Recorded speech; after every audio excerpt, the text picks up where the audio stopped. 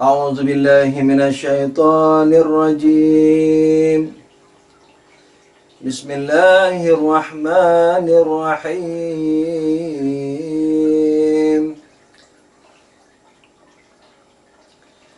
أستغفر الله ربي وأتوب إليه والحمد لله رب العالمين. ثم الصلاة والسلام على أشرف الأنبياء والمرسلين حبيبنا وحبيب رب العالمين أبي القاسم محمد. اللهم صل على محمد وآل محمد وعلى آله الطيبين الطاهرين المعصومين المنتجبين. السلام عليك يا صاحب الأمر والزمان يا مولى مهدي ورحمة الله وبركاته. Izinkan kami ya Maula mendirikan majlis untuk kakek antum. Semoga sudi menerimanya. Maafkanlah segala kekurangan ya Sayyidi. Azzamallahu ujurakum wa ujurana. Semoga Tuhan membesarkan pahalamu dan pahala kami atas musibah Imam Hussein ini. Amin ya Rabbal Alamin.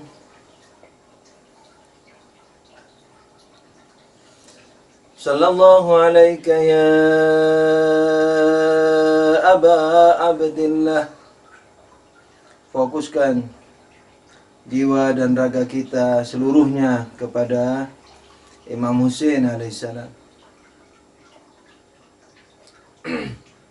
Semoga kita semua mendapatkan kehusukan, barokah yang hakiki lahir batin. Amin. Sallallahu alaika ya Aba Abdillah. Sallallahu alaika ya ibn Rasulillah.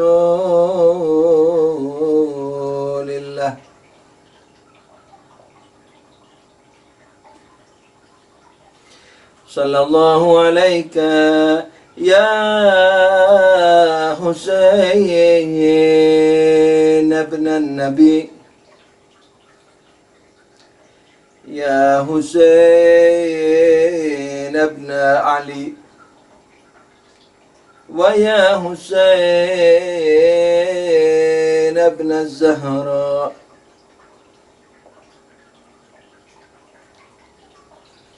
Sallallahu alaika ya Maula ya ibn Maula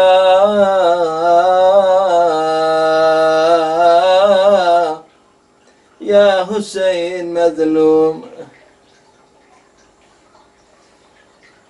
Ya Imam, datanglah ke majlis kami sehingga kami dapat lebih khusyuk, lebih melihat hakikatmu, perjuanganmu,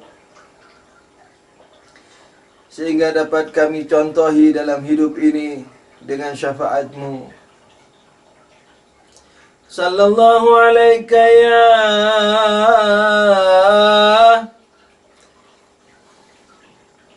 Aba Abdillahil Hussein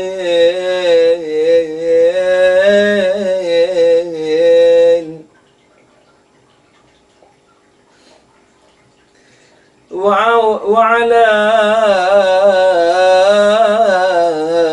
أولادك وأصحابك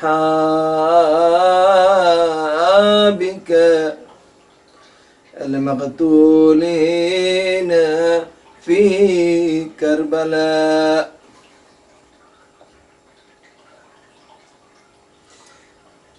Sallallahu alaika ya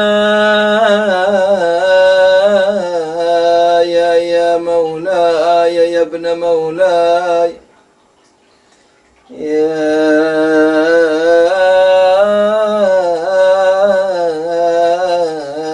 أبا عبد الله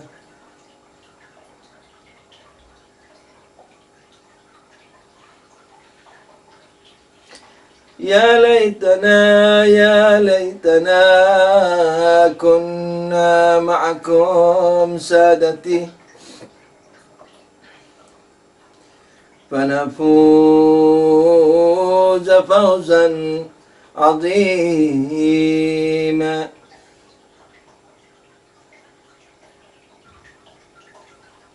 Salam salam Hussein, salam salam. Salam salam Hussein, salam salam. Bayangkan sendiri peristiwa Karbala itu ya. Jadi tatap dengan fokus.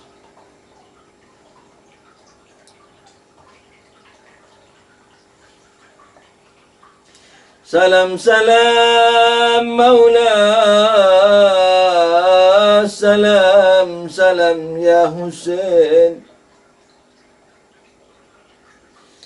Salam salam, salam salam ya Maula Hussein.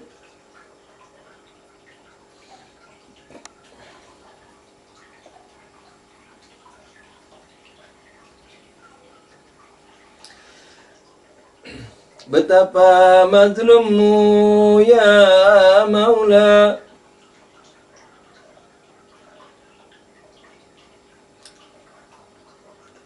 untuk melakukan salat saja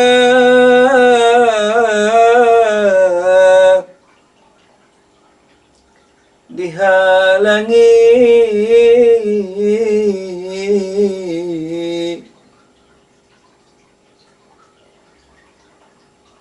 Dalam salat saja dipanahi.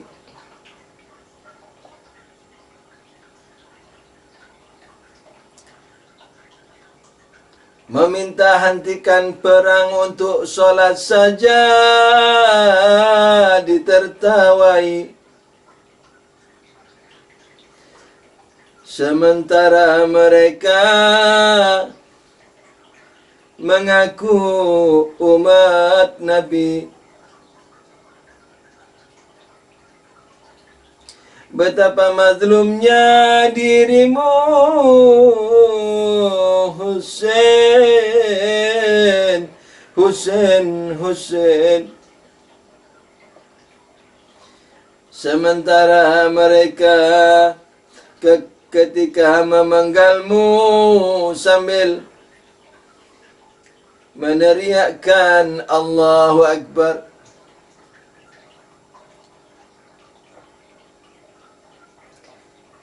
Ya Maula Hussein, ya Maula Hussein. Semakin bertambahlah kemazlumanmu hingga umat setelahnya kabur melihat Karbalamu.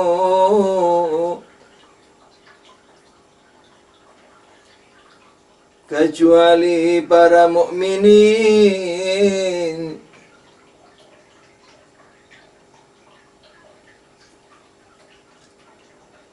yang mengikhlaskan diri melihat bukti dan argumentasimu.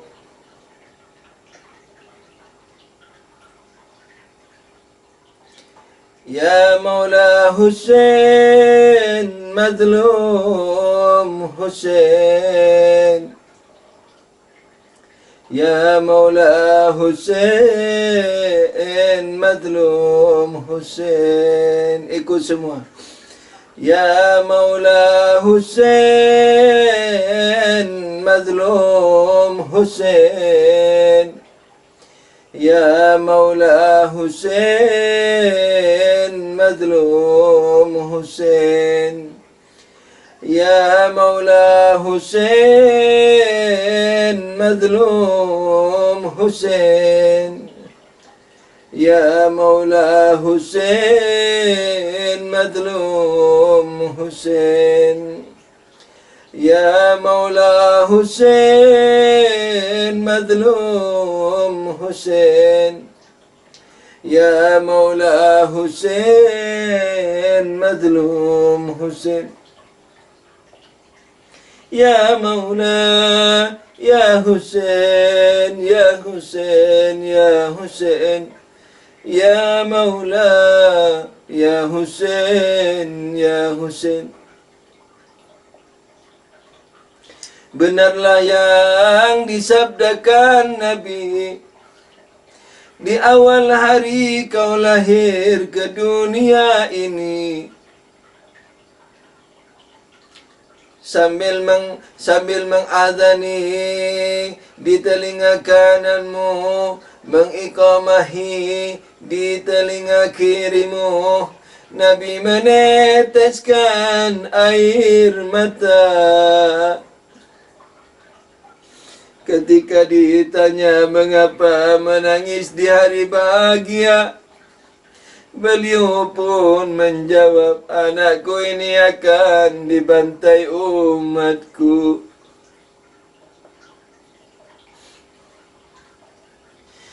Ya Hussein Mazlum Hussein, Hussein, Hussein. Ya Hussein Mazlum Hussein, Hussein. Suatu hari Nabi duduk di atas mimbar sallallahu alaihi wa alihi, sedang mengajar para sahabat. Lalu keluar, masuklah Imam Hasan dan Imam Husain alaihimassalam yang masih kecil. Keduanya berkata kepada hadirin yang datang, siapa yang silsilahnya melebihi silsilah kami? Kata anak kecil. Kata dua anak kecil. Siapa yang bisa menyaingi nasab kami? Karena ayah kami Ali Murtada, ibu kami Fatimah Zahra, kakek kami Rasulullah. Semua yang ada di masjid berkata, bahin-bahin, hebat-hebat. Akan tetapi Nabi terdiam di atas mimbar,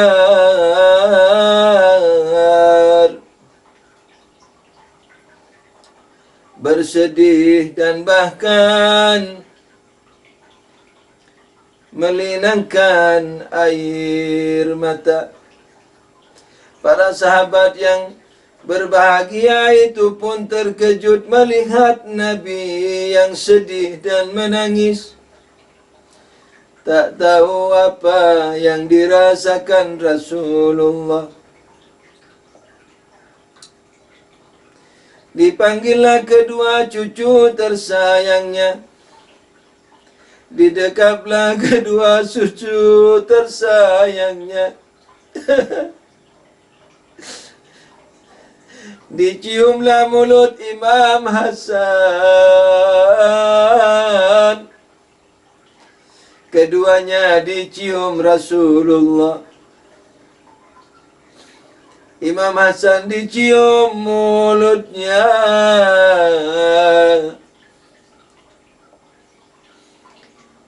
Imam Husain dicium lehernya. Imam Husain sedih karena ia juga mengharap dicium mulutnya. Karena itu ia pergi.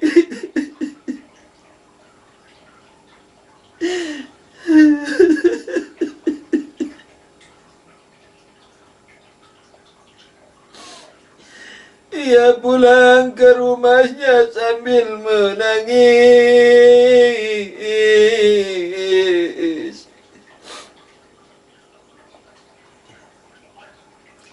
Karuan saja ibunya yang melihat, buah hatinya menangis bertanya, wahai buah hatiku, wahai kesayangan jiwaku, mengapa engkau menangis terseduh?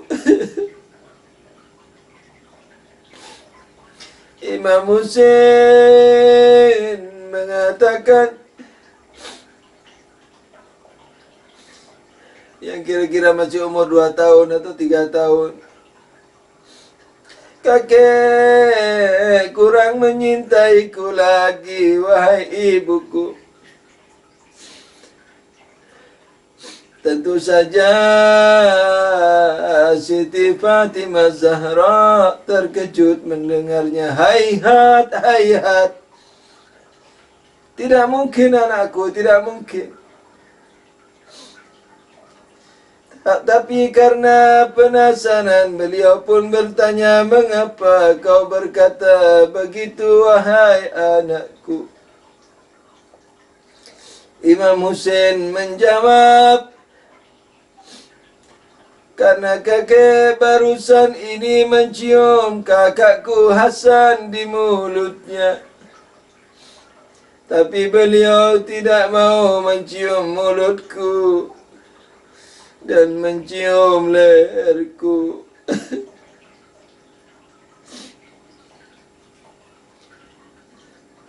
Bunda Fatimah alaihassalam sambil menenangkan hati Husain yang sedang bersedih, ia menuntunnya, membawanya ke masjid dan berkata, ayolah kita tanya ke kakekmu.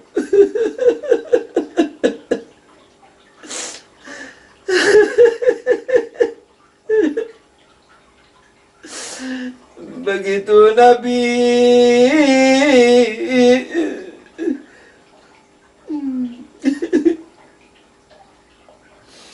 Sallallahu alaihi wa alihi wasallam melihat mereka masuk lagi ke masjid, hatinya bertambah sedih.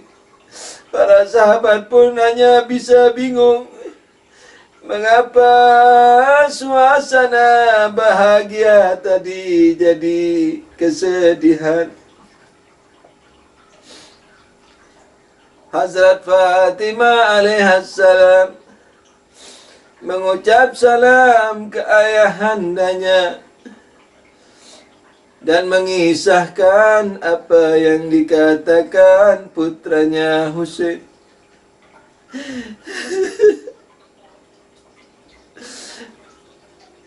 Belum lagi Nabi sallallahu alaihi wa alihi wasallam menjawabnya, beliau bertambah tangisnya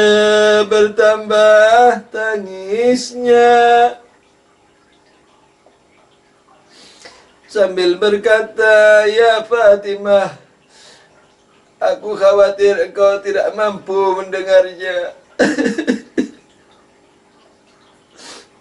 Hazrat Fatimah menjawab, insya Allah aku akan mampu mendengar jawabanmu, wahai Rasulullah.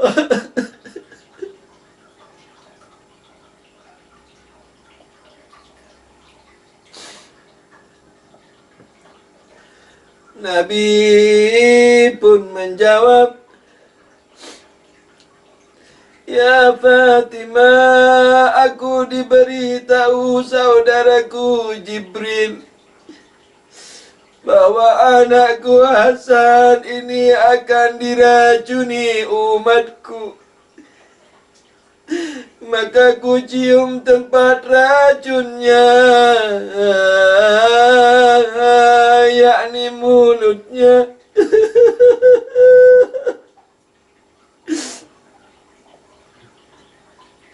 Sementara Jibril berkata, umatku akan memenggal leher Husainku. Ya Allah, maka aku cium tempat sembelihannya itu.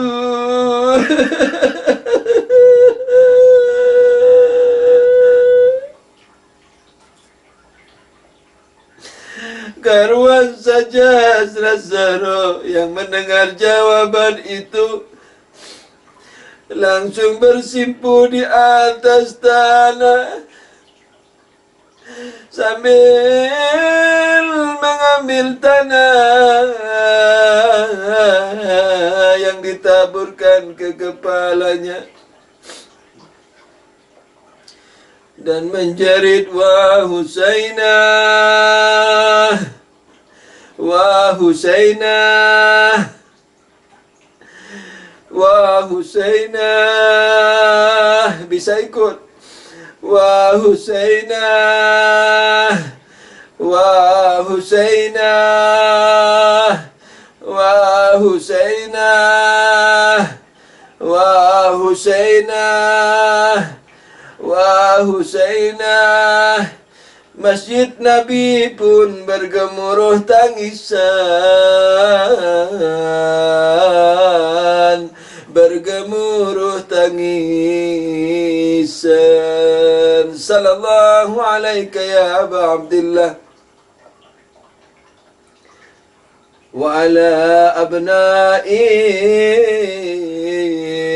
wa ashabik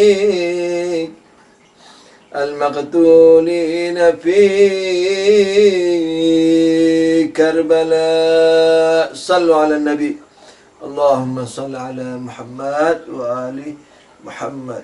Allahumma salli ala Muhammad wa ali Muhammad. Allahumma salli ala Muhammad wa ali Muhammad wa ajil farajahum.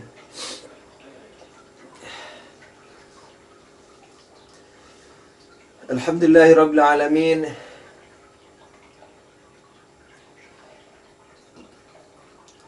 Atas perkenannya mengizinkan kita duduk bersama merenungi musibah Ahlul Bait.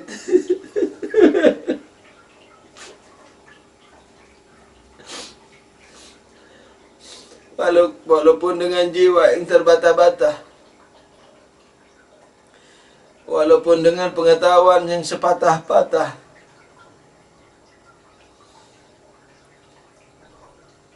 tapi kita wajib bersyukur karena yang ada ini tidak bisa dibandingkan dengan seluruh dunia materi dan seisinya sekalipun.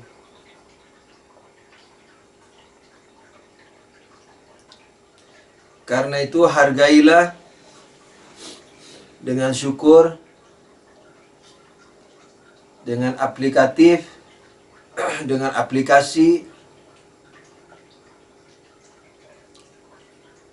dan dengan peningkatan diri yang tiada henti. Alhamdulillahirabbil alamin. Kita panjatkan syukur ini sedalam-dalamnya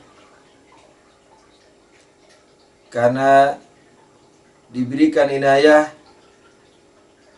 meluangkan waktu kesibukan kita sehari-hari atau waktu istirahat kita di malam hari untuk memperingati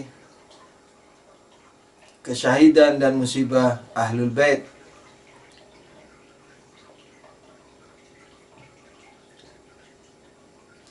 Alaihimussalam. Sallu ala Nabi. Allahumma salli ala Muhammad wa ali Muhammad. Saya juga berterima kasih kepada antum semua yang telah meluangkan waktu untuk mendatangi majelis.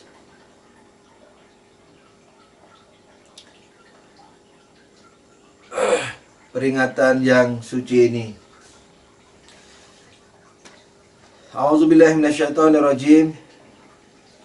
Bismillahirrahmanirrahim. Huwallazi khalaqakum min turabin tsumma min nutfatin tsumma min 'alaqatin tsumma yukhrijukum tifla tsumma litablughu ashuddakum tsumma litakunu syuyukha wa minkum man yatawaffa min qabl wa litablughu ajalan musamma wa la'allakum ta'qilun.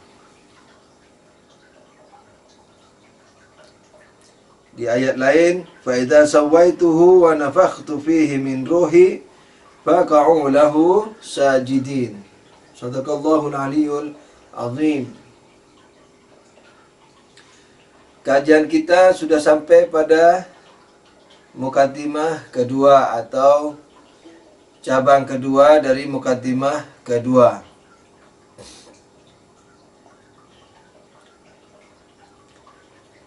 Yaitu yang pertama, bahwa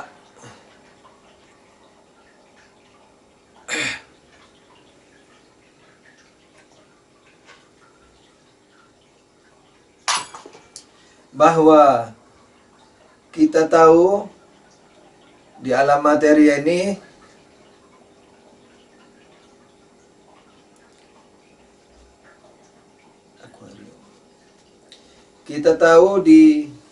alam materi ini,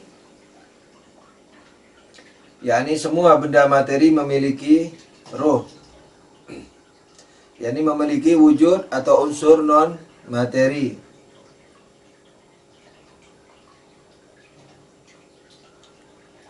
Kemudian yang kedua, hubungan di antara keduanya.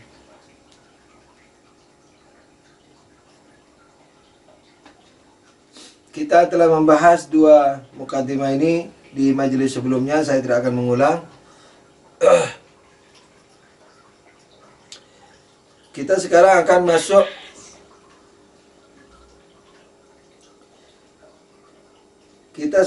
akan masuk ke dalam pembahasan ketiga, insyaallah ta'ala.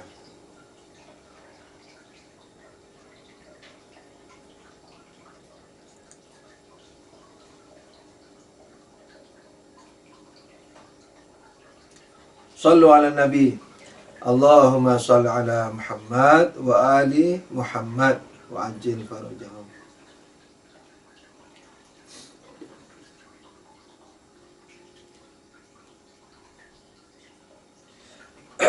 Mukaddimah ketiga ini yaitu mau membahas tentang silsilah sebab dan akibat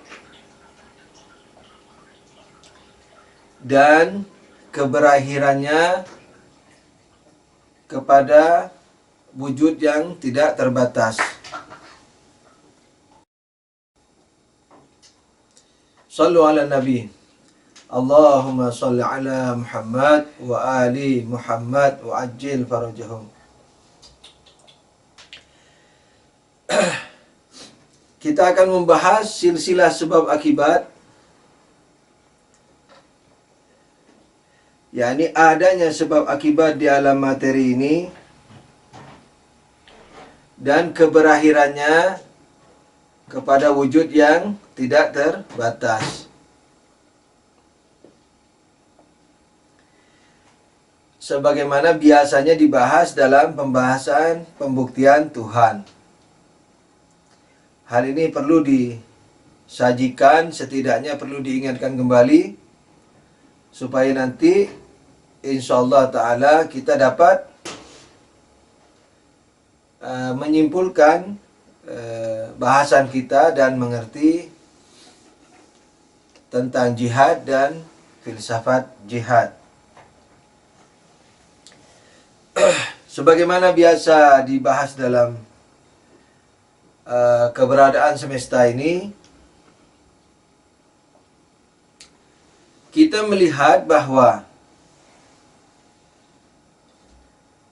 alam ini terangkap dari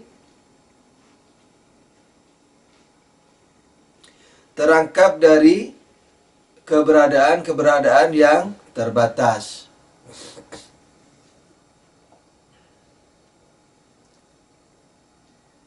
Jadi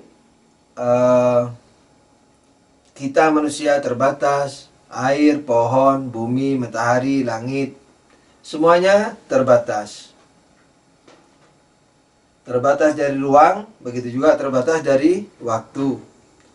Dan ketika terbatas dari ruang, sekalipun waktunya kita tidak tahu batasannya, akal kita tetap bisa mengatakan terbatas dari ruang.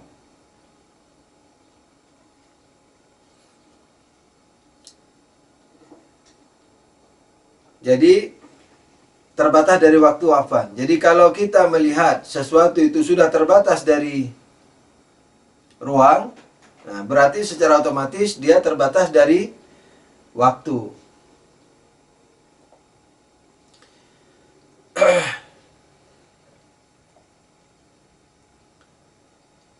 Misalnya nih ya, alam materinya kan kita tidak tahu batasannya. Langit misalnya, kita tidak tahu batasannya di mana. Besarnya alam galaksi-galaksi, tata surya segala macam dan galaksi-galaksi yang miliaran planet di dalamnya, kita tidak tahu itu batasan ruangnya.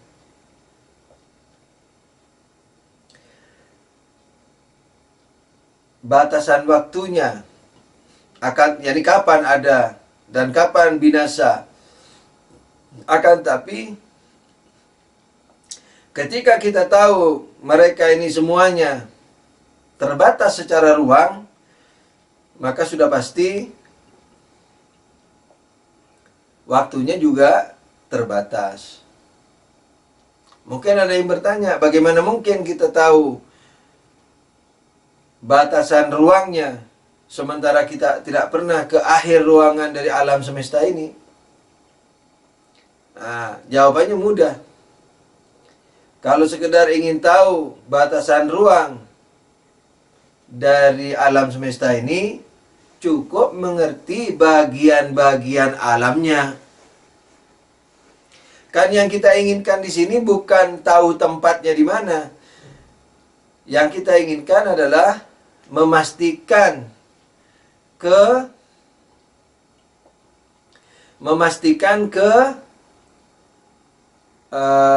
beruangannya, yakni keterbatasannya itu.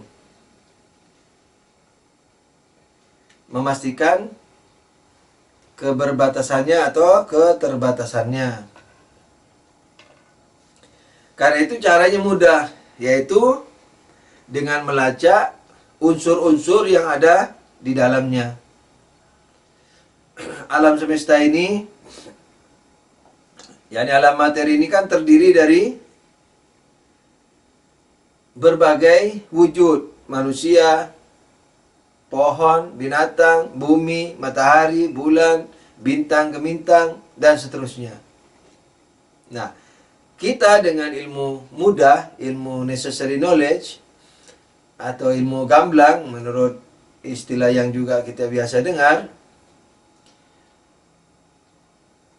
dengan ilmu mudah dapat mengatakan bahwa apapun luasnya, seberapapun luasnya ruang itu, volume itu, kalau volume tersebut, ruang tersebut terdiri dari rangkapan berbagai batasan, berbagai ruang yang terbatas, volume yang terbatas, maka akal kita dengan mudah dapat mengatakan apa? Dia juga terbatas. Mengapa begitu? Karena rumusnya mudah, yaitu gabungan yang terbatas, hasilnya pasti terbatas. Teman-teman yang sekalipun sudah tahu tetap khusyuk, karena diusahakan khusyuk, karena menuntut ilmu itu lebih besar pahalanya dari ribuan kali sholat. sholat sunnah yakni. Nah, karena itu sekalipun sudah merasa tahu tetap khusyuk, karena sebagaimana yang saya katakan sebelumnya, pengulangan informasi ini sebenarnya penyempurnaan kejiwaan kita. Saya terpaksa mengatakan ini karena saya tidak tahu Medan apakah sudah merata pengetahuan ini atau tidak.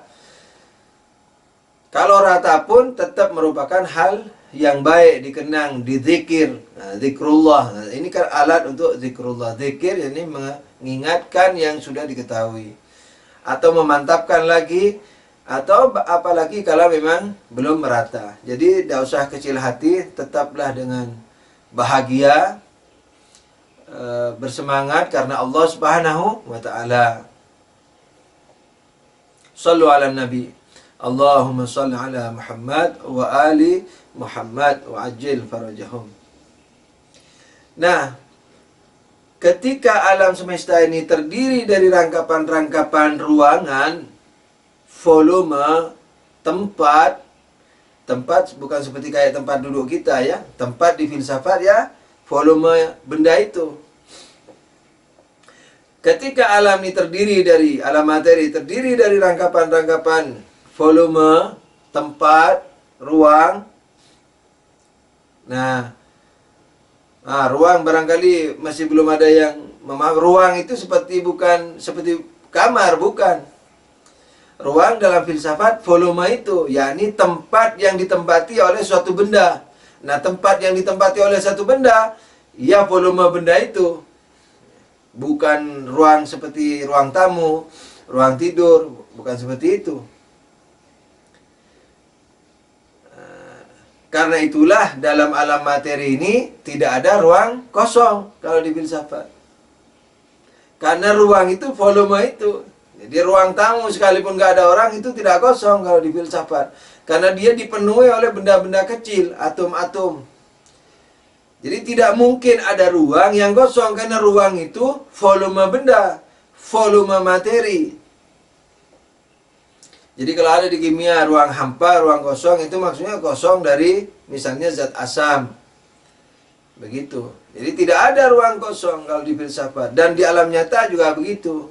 Dan ahli kimia juga kalau sudah mengerti bahasa filsafat ini pasti mengiyai juga. Jadi tidak ada ruang yang kosong, karena ruang itu adalah volume itu.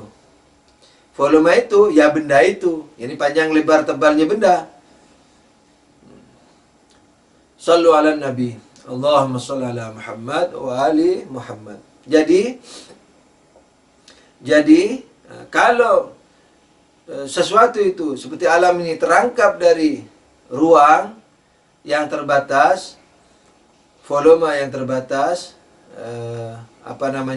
tempat yang terbatas, maka sudah pasti alam ini juga terbatas, karena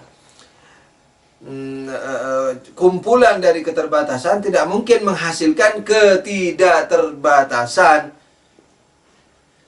Karena itu berapapun dan betapapun luasnya pasti terbatas. Sekalipun kita tidak tahu, ujungnya di mana, tapi akal kita memastikan pasti ada batasan. Ketika kita memastikan pasti ada batasan, kita juga akan memastikan pasti ada waktu. Ada waktunya. Karena itu, kalau ruang terbatas, maka waktunya juga terbatas. Kalau ruangnya terbatas, volumenya terbatas, tempatnya terbatas, berarti waktunya juga terbatas. Jadi sebelum dia tidak ada. Mungkin ada yang bertanya, kok bisa? Kok bisa ruang yang terbatas menjadikan otomatis waktunya terbatas? Jawabannya adalah karena waktu adalah apa waktu? Putaran materi. Waktu itu yakni putaran materi, yakni gerakan substansi atau aksidentalnya. Ya, udah beda nih dengan waktu yang biasa-biasanya. Waktu itu bukan putaran matahari. Itu waktu kesepakatan saja. Jam 5, jam 7, sehari, 2 hari, seminggu, sebulan, setahun. Itu hanya waktu yang dibahasakan, yang disatukan supaya ada yang bisa ditengeri, yang bisa diteteni, yang bisa ditunjuk, yang bisa diisyarahi. Misalnya seperti Senin, Selasa, Rabu, Kamis, sepekai begitu. Jam 1, 2, 3 dan seterusnya. Jadi itu hanya untuk kesepakatan komunikasi supaya mudah berjanjinya jam berapa, hari apa, dan seterusnya. Jadi waktu itu adalah volume gerak. Nah, waktu itu dalam hakikatnya waktu adalah volume gerak. Gerak itu apa? Apakah gerak dari tempat ke tempat? Bukan hanya itu. Itu bagian kecil dari gerak. Seperti bola dari titik A ke titik B, seperti antum dari rumah ke Husainiyah atau ke tempat majelis sekarang. Nah, itu baru bagian dari gerak, seperti tangan dari bawah ke atas ketika mengucap takbir, atau ketika mengambil teh bergerak dari atas ke bawah misalnya. Itu hanya bagian kecil sekali daripada gerak. Dia termasuk gerak, tapi bagian kecilnya. Terus apa gerak itu? Gerak adalah keluarnya sesuatu dari titik mungkin kepada yang dimungkinkan dalam secara perlahan. Jadi secara perlahan. Jadi keluarnya sesuatu dari titik mungkin kepada yang dimungkinkan, atau keluarnya sesuatu dari titik mungkin kepada de facto secara perlahan. Nah, perlahan ini juga bukan perlahan secara umum, kayak orang jalan pelan-pelan, bukan. Kayak mobilnya pelan-pelan tidak ngebut. Perlahannya orang jalan beda, perlahannya mobil beda, perlahannya gerakan matahari beda, perlahannya bulan dan cepatnya juga beda, di mana-mana tempat beda, bukan itu. Tapi yang dimaksud perlahan di sini adalah lawan dari kun fayakun, dari sekali jadi. Nah, jadi perlahan di sini maksudnya dari sekali jadi. Apakah ada kejadian sekali jadi? Ada. Siapa itu? Non materi. Itu sekali jadi. Jadi kalau Allah mengatakan idza arada syai'an an yaqula lahu kun fayakun. Kalau Allah menghendaki sesuatu berkata kun fayakun, jadilah maka jadi. Awalan Tuhan tidak berkata jadilah. Emangnya Tuhan maaf pakai mulut berkatanya? Tidak pakai. Jadilah yang berkehendak. Maka jadilah yang dikehendaki itu. Nah, itu hanya dalam non materi. Kalau dalam materi tidak bisa. Seperti Nabi Adam, tidak bisa. Dia harus dari tanah. Harus dicipta dulu tanah. Nah, tidak bisanya ini bukan Tuhan loh yang tidak bisa. Sebagaimana yang sudah dibahas sebelum-sebelumnya, atau saya mungkin confuse sedikit mungkin di majelis lain, bahwa tidak bisanya disentuh alam materi oleh Allah ini bukan karena Allah tidak mampu, tapi karena materinya yang tidak mampu. Dan ini insya Allah akan dibahas dalam mukaddimah kajian kita, mengapa materi tidak bisa disentuh langsung oleh Tuhan. Ringkasnya supaya tidak terlalu penasaran, karena Allah maha tidak terbatas. Ketika Allah maha tidak terbatas, berarti Allah maha sederhana, tidak ada rangkapan. Ketika Allah maha tidak ada rangkapan, sementara materi maha rangkapan. Ya, karena satu telur saja terdiri dari miliaran kan rangkapan. Ini maha rangkapan. Maka tidak ada keserasian antara sebab dan akibatnya. Nah, karena itu telur tidak layak dicipta langsung oleh Allah. Disentuh tangan Allah langsung, kehendak Allah langsung tidak layak. Jadi harus perantara, melalui perantara. Insya Allah nanti kita akan bahas, walaupun sebagian mungkin sudah tahu, tapi sebagaimana yang sudah sering dijelaskan bahwa kita mengingatkan kembali demi memantapkan, demi menaikkan derajat pahala atau derajat kejiwaan kita insyaallah taala. Shallu ala nabi. Allahumma shalli ala Muhammad wa ali Muhammad. Nah,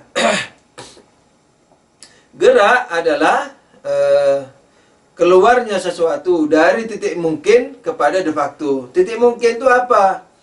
Misalnya mani. Ditanya, mani ini atau tanah? Tanah. Bisa nggak jadi manusia? Bisa. Dari tanah ke mana dulu? Misalnya ke rumput dulu. Dari tanah jadi rumput. Rumputnya dimakan kambing, nanti jadi daging kambing. Baru nanti dari daging kambing disate sama pengantin muda, dimakan, terus jadi mani. Daging sapi, daging kambingnya itu. Nah, jadi mani terus jadi anaknya. Nah, jadi dari tanah, jadi tanah itu memiliki potensi untuk jadi manusia, jadi manusia, jadi punya potensi. Nah, ketika dia punya potensi ke sesuatu yang lain, di situ dikatakan titik mungkin. Dikatakan titik mungkin. Jadi mungkin menjadi mani tanah ini, mungkin menjadi rumput, merupakan kemungkinan. Jadi tidak mustahil, gitu. Titik mungkin itu namanya. Imkan kalau dalam bahasa istilah filsafatnya yang bahasa Arab, imkan, yakni atau mungkin atau imkan. Nah, atau kuwah, nah, potensi, kuwah, dia punya potensi di situ untuk merubah jadi sesuatu yang berubah jadi sesuatu yang lain. Nah, ketika dia keluar dari titik mungkinnya itu dari tanah, misalnya tanah masuk ke dalam akar rumput. Nah, begitu masuk ke akar rumput kan sudah berubah secara esensial, dari esensi tanah sudah menjadi makanan rumput. Setelah diolah oleh pohon rumput, maka makanan tadi yang berasal dari tanah menjadi bagian rumputnya, menjadi daun rumput. Nah, ketika menjadi daun rumput, kan sudah berubah itu dari esensi tanah ke esensi makanan rumput, sekarang menjadi rumput. Nah, jadi perubahan ini, pergerakan ini, kalau terjadi tidak dalam kun fayakun, tidak dalam sekali jadi, maka itu disebut gerak. Jadi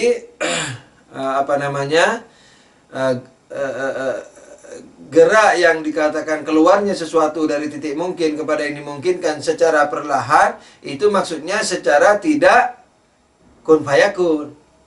Tidak seperti yang terjadi di non-materi. Kalau di non-materi kun fayakun. Misalnya Tuhan mau mencipta Nabi Malaikat Jibril alaihissalam. Oh, udah, begitu dicipta, cipta sekaligus. Tidak punya potensi sudah. Jadi tidak bisa bertambah ilmunya, tidak bisa berkurang, tidak lupa, tidak nambah juga. Begitu. Karena tidak ada potensi, kuahnya tidak ada. Yang memiliki kuah ini, potensi ini hanya materi. Metanya. Maka semuanya itu kembali ke meta ini, ke materi awal ini. Manusia mati, nanti kembali ke materi awal. Nanti dari materi awal berusaha lagi untuk menjadi sempurna lagi. Jadi manusia jadi tanah, nanti tanah jadi manusia lagi, dan seterusnya. Jadi materinya, metanya ini bahan dasar daripada keberadaan materi. Sekalipun dia memiliki roh. Nah, roh itu nanti kesempurnaan dari materi masing-masing. Kalau dia hanya sampai ke rumput, maka ya sudah sampai ke rumput. Kalau bisa sampai ke binatang, ya sampai ke binatang. Kalau sampai ke manusia, ya sampai ke manusia. Nah, tapi bahannya, metanya, materinya, itu kembali lagi ke semula. Nanti bergerak lagi. Walhasil. Jadi gerak itu adalah proses yang tidak kun fayakun, yang tidak sekali jadi. Proses itu apa? Keluarnya sesuatu dari titik mungkin kepada yang dimungkinkan. Nah, yang dimungkinkan itu kadang-kadang kita katakan de facto. Yang dimungkinkan katakanlah de factonya di masa depan. Nah, gerak ini sudah tentu bermacam-macam. Ada gerak substansi, yang gerakan substansi ini baru dibuktikan pada masa Mullah Sadra oleh Mullah Sadra ridwanullah ta'ala alaih. Sebelumnya gerakan itu hanya terjadi pada aksidental, pada sifat lah anggap ya. aksidental itu tidak persis sifat, tapi katakanlah sifat gitu, sederhananya. Dan substansi itu katakanlah sederhananya zat. Nah, di zaman sebelum mula sadra, secara umum gerakan itu terjadi pada aksidental saja, tidak pada substansial. Nah, akan tapi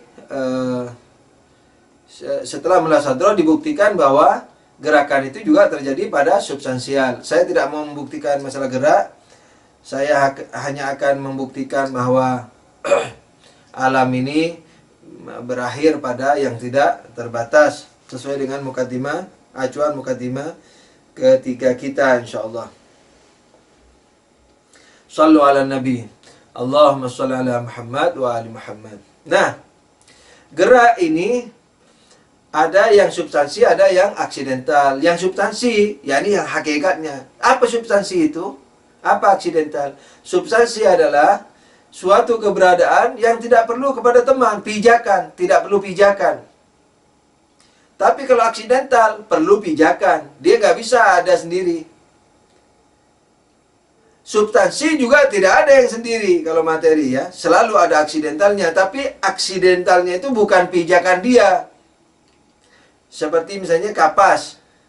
Mana yang berpijak nih? Kapasnya atau putihnya? Kapas berpijak kepada putihnya, atau putihnya berpijak pada kapas. Akal kita kan secara mudah dapat mengetahui itu. Yang berpijak adalah putihnya. Yang jadi pijakan dan dasar adalah kapasnya.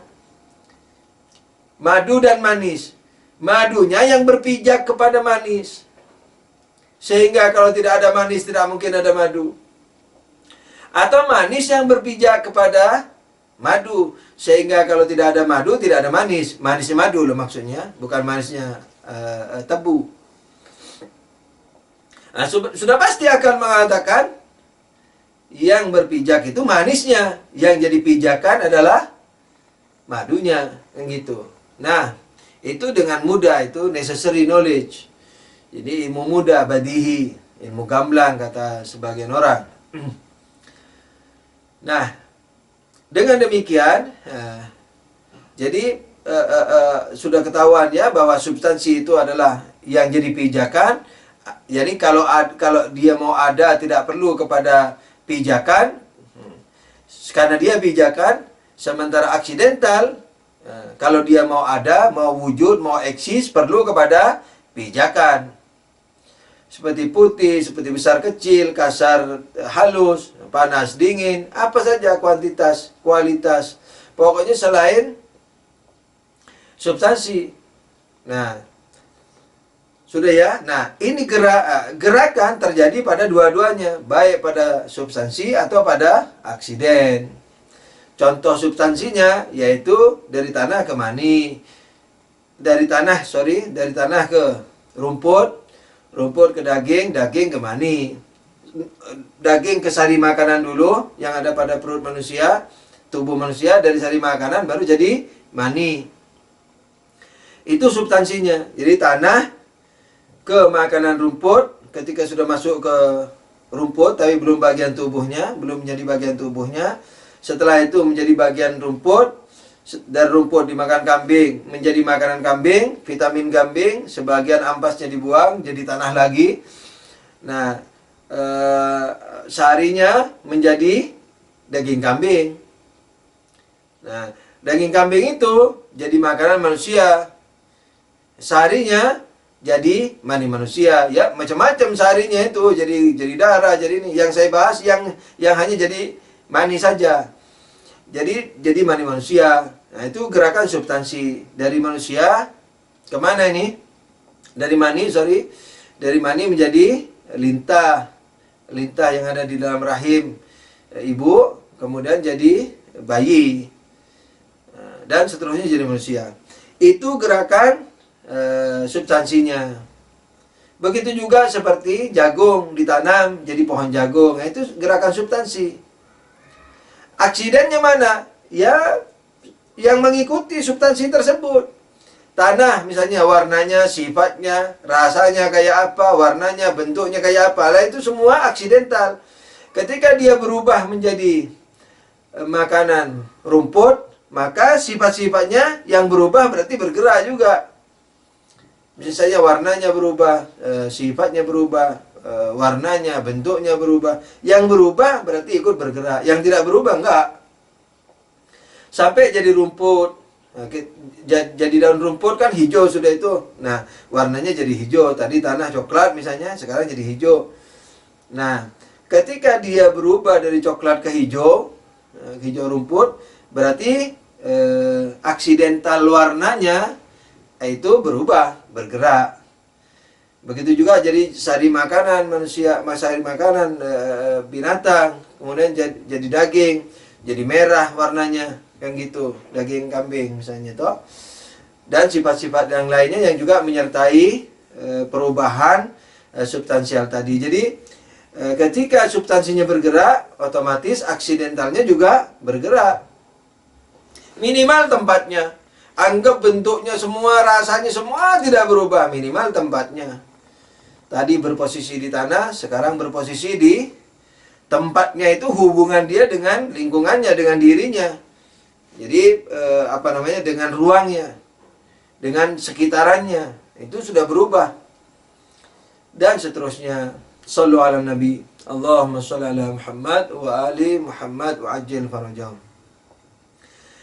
Nah,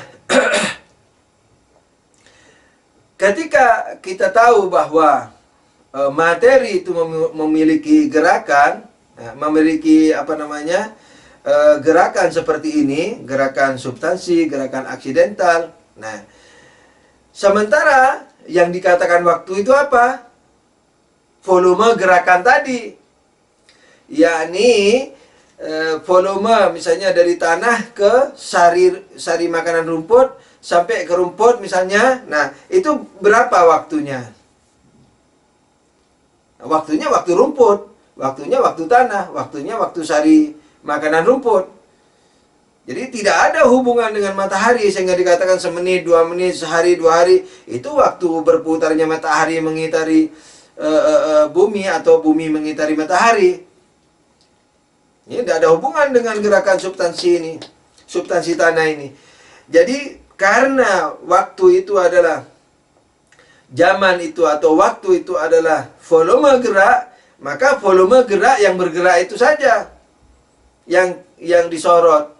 Jadi seperti tanah jadi sari rumput, dari sari rumput jadi menjadi rumput. Nah, itu yang disorot, lah itu volumenya. Jadi ini waktunya, ini zamannya. Jadi masing-masing gerakan itu memiliki waktunya sendiri. Memiliki waktunya sendiri. Tidak ada hubungan dengan waktu matahari. Nah, siapa yang cepat? Nah, ini ya. Siapa yang sekarang ketika punya waktu tersendiri, maka siapa yang lebih banyak gerakannya, dia lebih tua. Misalnya ada tanah A, tanah B. Yang tanah A baru menjadi sari rumput. Yang tanah B sudah menjadi rumput. Atau tanah C sudah jadi daging kambing. Atau tanah D sudah jadi manusia. Nah, mana yang lebih tua ini? Sudah tentu yang volumenya lebih besar. Nah, jadi yang tertua, siapa dari contoh ini? Yang tanah C apa D itu? Yang jadi manusia. Nomor 2 adiknya, yakni siapa? Yang sampai ke daging kambing. Nomor 3 yang sampai ke mana? Ke rumput. Nomor 4 yang paling bungsu, yang sampai ke sari rumput, sari makanan rumput. Itu yang termuda. Insya Allah mudah-mudahan dipaham ya. Fokus ya, jangan sampai tidak fokus. Minta tolong. Sallu ala Nabi. Allahumma salli ala Muhammad wa ali Muhammad.